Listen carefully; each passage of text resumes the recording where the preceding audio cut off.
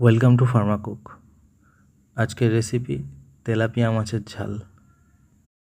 আসুন এটা করতে যেটা যেটা লাগে দেখে নিই।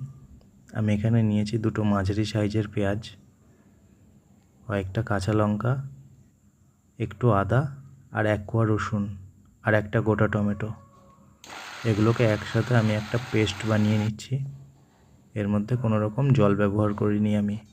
মাছ দুটো একটু বড় সাইজের ছিল, দুটো মিলে প্রায় 500 গ্রাম। তাই মাছ বরাবর একটু কেটে নুন আর হলুদ মাখিয়ে রেখেছিলাম। এরপর তেল ভালো করে গরম করে মাছ দুটো একসাথে দিয়ে দিয়েছি। ওলট পালট করে মাছগুলোকে খুব ভালো করে ভেজে নিতে হবে।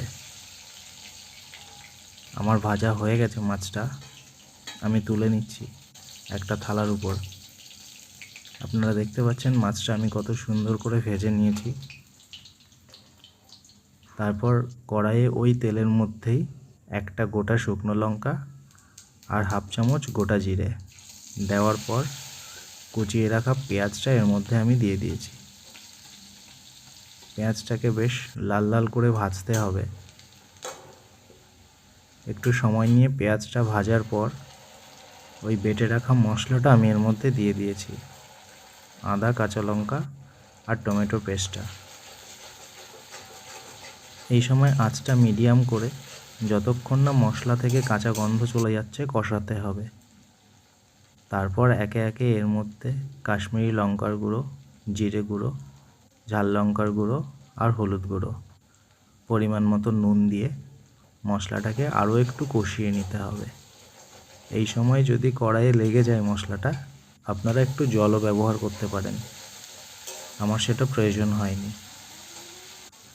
এই মশলাটা ভালোভাবে কষানো হয়ে গেলে আমি এর মধ্যে 1 কাপ মতো জল দিয়ে দিয়েছি। জলটা আপনারা আপনাদের পরিমাণ মতো দেবেন।